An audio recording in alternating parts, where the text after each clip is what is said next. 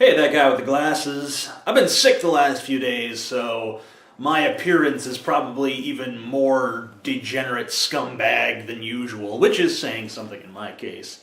Yeah, you know. Anyway, I think there's two functions that a person like me has on this website, or really anyone on this website has two basic functions.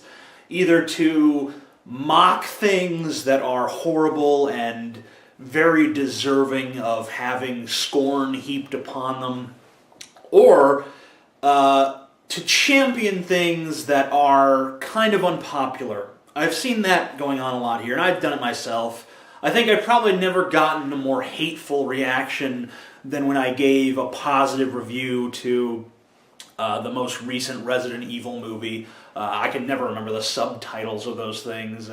Afterlife or Extinction or Salvation. Who cares? They're 1, 2, 3, 4. Let's dispense with all of that secondary title nonsense. Anyway, I feel like if you're going to do a big blockbuster, not even necessarily a big blockbuster, but if you're going to do a movie that has a lot of supernatural elements, it has a lot of big special effects, a lot of gigantic action pieces, you have to tackle it one of three ways if you want audiences to, well, not audiences necessarily, but if you want it to be an actual good movie that's worthy of the respect of intelligent people, you have to tackle it one of three ways, basically. The first way in which you can tackle it is you can create a world that's so outrageously different than our own that people will accept a new set of rules for the reality that you've created. This would be something like Lord of the Rings or The Fifth Element. Things are just so wildly different than our reality that we are willing to accept a lot more. We're willing to accept huge strains on credulity. Our suspension of disbelief is cranked up to 10. The other ways that you can do it are you can be very self-aware of what's going on. Not just you as the filmmaker, but you can project that self-awareness into the film. You can make the film aware of itself. It's aware that it's goofy. It's aware that it's silly. It makes no pretense of trying to be taken seriously.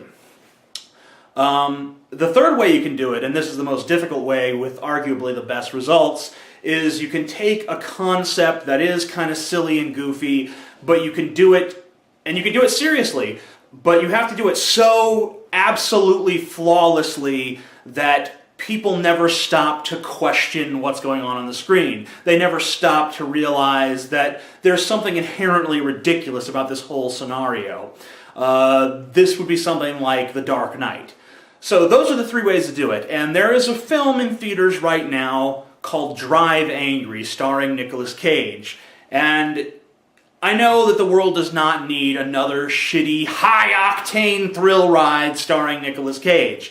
But this movie is very good because it takes the second of the three approaches I just discussed. It is highly self-aware. It's aware of how ridiculous it is. It does not expect you to take it seriously, and it gives you hints that it doesn't want or need that from you very early on in the movie. Pretty much from the word go. There's quite a few reasons why I feel the need to champion this movie, which has been somewhat of a commercial failure thus far, and doesn't seem to be getting a whole lot of love from my peeps out there in the internet. So, in the internet? Wouldn't that be on the internet? Who cares? So here's my defense of this movie. Number one, tits.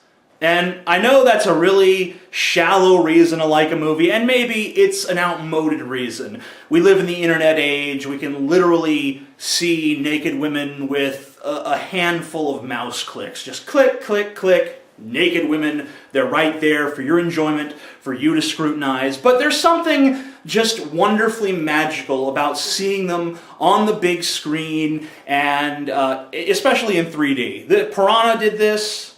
and Drive Angry does this, both to wonderful effect. Beautiful naked women with breasts that are literally popping out at you. Very wonderful. Kind of a base reason, but all of the reasons to like this movie are base reasons. Just the return of sheer gore for gore's sake is another reason that I just love this movie. There's a disproportionate amount of just people getting severely injured in horrible ways. People's hands being blown off, people's kneecaps being blown out, people being eviscerated on screen, just all that. And then there's Nicolas Cage himself, who turns in this performance of just the absurd badass. The badass that you can no longer take even somewhat seriously, but you just love to watch them do what they do because you know that you're not looking at the real world. You're looking at something that is very contrived, but it's contrived with you in mind. It's like, hey guys, what if this were something that were feasible? It's almost like the movie's nudging you and just being like, come on, let's just run hog wild with this shit.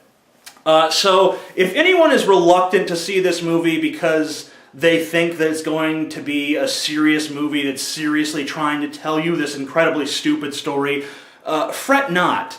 That's not the case at all. This movie is absurd, and it knows it's absurd, and it has a lot of fun with the concept.